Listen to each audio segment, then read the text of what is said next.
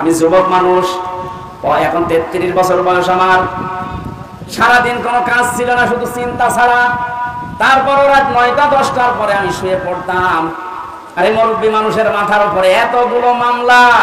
ওনার ছেলে ওই সময়ও ছেলে, ওনার স্ত্রী অসুস্থ, ওনার সহকর্মী সহযোদ্ধা ছাড়া এই যে হাজার হাজার পালিয়ে বেড়াচ্ছে, হাজার হাজার ছেলে। ওনার দলের প্রতীক নেই, দল নিষিদ্ধ। এরকম কঠিন মুহূর্তে লোকটার চেহারার ভেতরে চিন্তার কোনো ছাপ নেই। আগস্টের 5 তারিখের আগে এই দেশে মাত্র 20 জন মানুষ চাইতো 100 জনের 20 জন যে ইসলামী দেশে কায়েম হোক।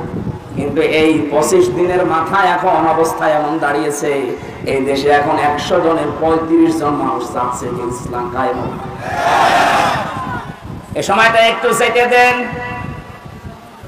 বাংলাদেশে যারা একামতে দিনের দায়িত্ব পালন করে মানুষগুলোর যে ইখলাস আমি দেখেছি। আমি তো বাস্তব ওয়াজ করছি ওনার সাথে। আমি 4 দিন থেকে জেলখানায় একেবারে পাশাপাশি আমি দেখেছি লোকটার আমল, লোকটার ঈমান। এটা পরবর্তী আয়াতে ওটা আসবে। ওনার যে মর্যাদা, ওনার যে ভরসা, তাওয়াক্কুল আল্লাহর উপরে। আমির হামজাকে লক্ষটা এক জায়গায় করলে ওই রকম তাওয়াক্কুল হবে না। আমি কত আলেমকে জেলখানায় কাঁদতে দেখেছি, আফসোস করে, এমনকি আল্লাহকেও দোষারোপ করে।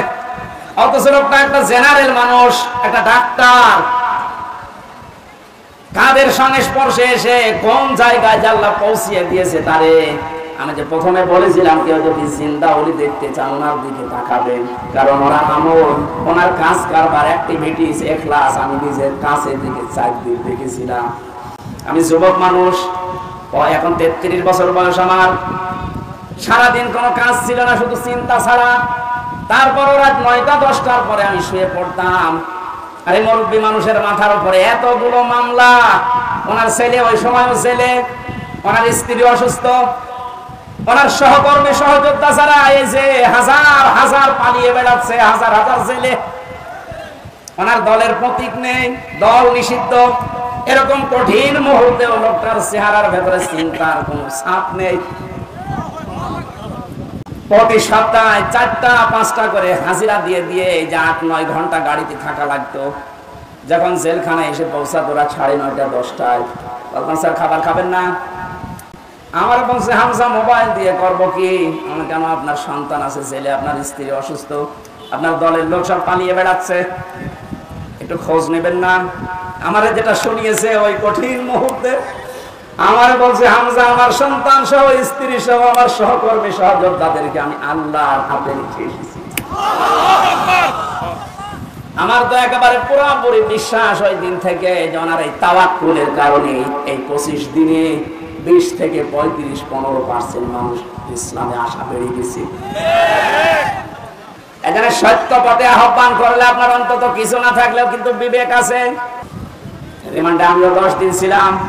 আমাকে ওরা শাস্তি দিয়েছিল কঠিন, 11 ঘন্টা টাঙিয়ে রেখেছিল। চোখ কালো কাপড় দিয়ে বেঁধে, হাত হ্যান্ডকাপ দিয়ে, পায়ে ডান্ডা বেড়ি দিয়ে এমন অবস্থায় টাঙিয়েছিলাম 4 ওয়াক্ত নামাজ পড়তে পারি নাই। একেবারে যে কোরআন আমার সামনে, আমি সত্য কথা বলছি, যোহর আসর মাগরিব ইশা আমি ইশারায় পড়েছিলাম, কারণ জানি না যে এখন যোহর না আসর। মাটির নিচে এমন এক ঘরে নিয়েছিল, ওখানে দিন রাত বোঝা যায় না। এই কঠিন অবস্থাতে শুধু জিজ্ঞাসা করতাম যে স্যার এখন কি নামাজের সময় হয়েছে, ঝাড়ি দিত উপর থেকে, কিসের নামাজ পড়বা?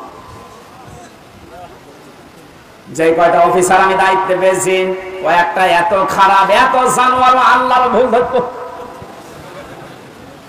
বলেন যে লোকটা আল্লাহর ভুল ধরতে পারে তার কাছে আমির হামজা কি? আমরা মাঝে মাঝে নখ তুলে নেওয়ার যে যন্ত্রপাতি গুলো আছে নিয়ে এসে বলতে যে নখ তুলি এগুলো দিয়ে, আর ওখানে জালেমদের একটু শুধু ডিম মারছে তাই অনেকের সহ্য হচ্ছে না।